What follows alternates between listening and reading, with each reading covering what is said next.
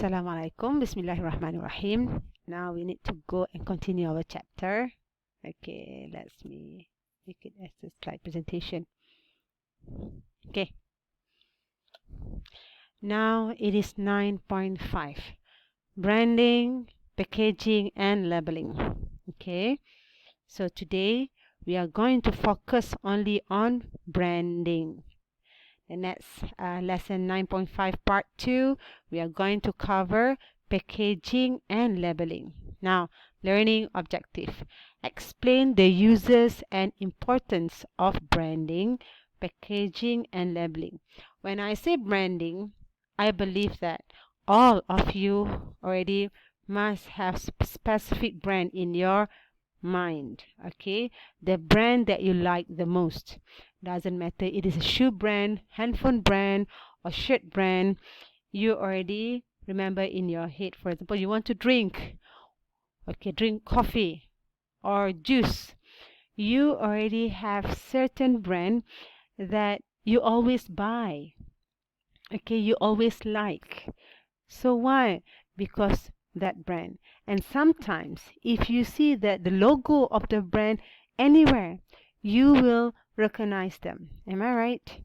For example, if let's say I say coffee, okay, Starbucks and Coffee Bean will come into your mind.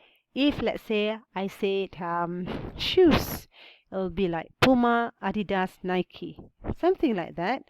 So even though you don't like it, you don't buy it. Say, madam, it's too expensive. Is it okay if I buy the no brand name? Yeah, no problem. But do you know the Nike logo and brand? Of course you know, right? Even though you didn't buy. Don't worry, I also don't buy Nike. Okay? Now, let's check the first one. Introduction. If I ask you, what is this logo? Can anyone... Oh, yeah, it's not in class. This is Instagram logo. Understand? So what is a brand? It is a name, a term, a symbol, and design. And it needs to be unique. Okay, very, very, very unique. And it needs to be protected. So besides Instagram, nobody can use this logo because it is protected. If you use this logo, you will be sued. Okay? See you in court, something like that. Okay, but okay, the trick. Sometimes we buy Pasar Malam brand. Okay, so we call them a pirate brand because they steal the logo. Of course, it is okay as long as you didn't get caught. If let's say you get caught, okay, you can be sued in the court and maybe they can fine you for 1 million, something like that, for abusing their brand name. If you see M, of course it is McDonald. Understand? So you can use M as well, but another type of M. For example, M&M. Okay, so M&M cannot take McDonald logo. Okay, so that is it need to be unique because why? It is representing you. Okay, brand name. It is part of the name. LV, Louis Vuitton, or you can call it part of the name. Okay, and then brand mark, symbol, design, and it is unique. This is Instagram. If I draw a swoosh, it become Nike. If I draw a S, it become Superman. Am I right? So it doesn't matter, but if let's say I try to draw a mask of a Batman, you will know for sure. A smile of a Joker, you'll know for sure. Okay? So because why? Only that person can use that logo. Okay? Now, are you starting to create your own brand? Okay, now, what is trademark? It is registered with US patent. Why? To protect from use by others. So that as Superman cannot be used by other company. And last one is what? Trade name. It is the complete official name. For example, Instagram, we call it Insta. Actually, the name is Instagram Inc. This is the name in your birth certificate. Okay, for example, your name is very, very, very long. Tengku Muhammad Afandi Zulkarnain. Okay. That Tengku Muhammad Afandi Zulkarnain. You have 4 names. That is your trade name. And then people call you Mat. Mat, oh Mat. That is brand name. Okay. When you want to sign your name, you sign M. M only. So that is a brand mark. But of course, your name it cannot be patented lah. It's very ridiculous to patent your name. Okay, now that is a introduction of the brand. Now let's go to the types of brand. We have 3 types. Now listen to me. Manufacturer, owned by the manufacturer. The brand that is owned by the manufacturer. Who are the manufacturer? Of course, I choose the easiest one. Nestle. Okay, Nestle product. They have Milo, they have Maggi. What is this? Omega, Coco Crunch, Nestum, and Nescafe. This is the brand. All these brand, you know them. They are under one roof. Milo is one line, sauce is one line. This is a product mix lah, almost product mix. Okay, now listen to me. Now, this brand, all of these belong to the Nestle. Who is Nestle? Nestle is a manufacturer. So the first type of brand is the manufacturer brand. Okay. The second one, store brand. Store brand. Store is not your storeroom. Store is like a retail store, your the supermarket. Okay. It is owned by the wholesaler or retailer. What is it? You go to Tesco, you see the Tesco brand. See, Tesco anti-bac original. See, sometimes you go to Giant, it will have Giant brand. So, who is the owner of the brand? It is owned by the store, Giant or Tesco. But is the manufacturer have the brand, the product? Yes, but they also have their own brand. Okay, and the last name, no brand. We call them generic brand. What is it?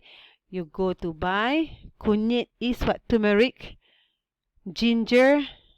What is kelengkuas? Doesn't matter lah. Or chili.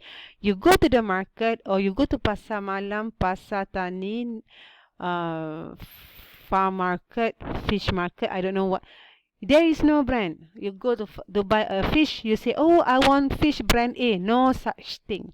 You go to buy a fish, it is a fish, a type of fish, not a brand. Unless now in KL, you can go to the market, they have a brand for chicken. Okay, they have ayam mas, Azen. Okay, they have many other brands. Okay, so because you are you sometimes because it's chicken, you need to check their halalan tayyiba. That's why Azen, they produce a product, a chicken that is halalan tayyiba. Okay, meaning that it is very halal for the Muslim to eat. But there is a brand. Okay, a manufacturer brand. But if you want to buy kunyit, lengkuas or halia, like you can please translate to our friend. Look at the picture here. It has no brand. Okay, so next one, brand loyalty. Remember, I'm talking about the Starbucks just now, the coffee, the shoes just now. Okay, now brand loyalty. The first one is brand recognition. This is where you are aware of that brand. You know that brand, but you don't buy. You know Samsung TV. You know LG TV, but you don't buy. You just like, okay, I know about that. That's all. This is the weakest level of the brand loyalty. Okay, but now let's check the second one. Brand preference. Meaning that you prefer, okay, you prefer Samsung over LG. And if you buy, you keep comparing these two. Or like you prefer Oppo over Huawei. You prefer. But sometimes the Huawei is not there, so you buy Oppo. You still can buy another brand. Understand or not? But your preference, you like, prefer with that, you like brand A more than brand B. Okay? But it's okay to buy brand B, still okay. But the brand insistence, it is the strongest. You will not buy another brand. You will wait until that product is available. For example, you are in overseas and you know that ayam mas is halal. Okay, you are not going to buy another chicken which is you are not sure about is halal. You are willing to wait until the ayam mas coming. Something like that. Okay, but you will not buy another brand. For example, you are an iPhone user. You will not buy a Droid. Never. So that's a brand insistence. You insist that you want to buy that brand. Okay, now brand equity. This is the value of the brand. Brand equity, like you lah. Okay, you must behave very well in order to have the value of your own. Am I right? You cover your aurat, you talk to people nicely. Why? Of course, you have higher value if, let's say, you take care of your morals. Okay, now, why it is very important? Because the first one is brand name awareness. You go to the shop, you see a lot of like 10 brands. You want to buy earphone. They have like 10 earphone. Normally, you will choose the brand that you are familiar with. You will not buy the product that you are not familiar at all. For example, they have like Samsung earphone and then another name earphone that you don't know. Okay, you tend to buy Samsung because you are aware of the product. Okay, now the second one, brand association. Okay, this is where the brand try to associate with the customer's life. For example, if you realize McDonald, okay, again McDonald, at one point of time, they always have the advertisement that is showing their workers. You know, I work at the McDonald because they give us a very good employee benefit, you know, because that is the worker is like an ordinary people, meaning that McDonald is taking care of this employee. Okay, now you see that auntie or kakak or pakcik or makcik working at McDonald, it feel close to you. Understand or not? Okay, easy. The second one, you know that Sugu, the Indian lady who cook in the YouTube. Okay, why she is become more popular?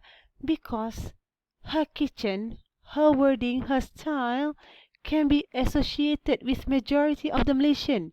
She just used a very basic kitchen utensils. Okay, she don't use like made in German periuk, something like that. No. Okay, now the third one, perceived brand quality. Now you perceive like if let's say you buy iPhone product, the handphone will last longer. Yes, of course. So meaning that you associate brand with quality. For example, you want to buy shoes.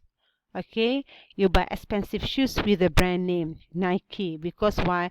You said I need to walk around IIUM, I need a good brand, because why? It will not hurt my feet, something like that. And the last one is brand loyalty. This one, you just buy that product because you are very loyal, and then to reduce this one reduce vulnerability to the competitors, meaning that you become a very strong brand to the competitors. Okay, now let's check. I will continue this in the next video. Okay, bye bye for now.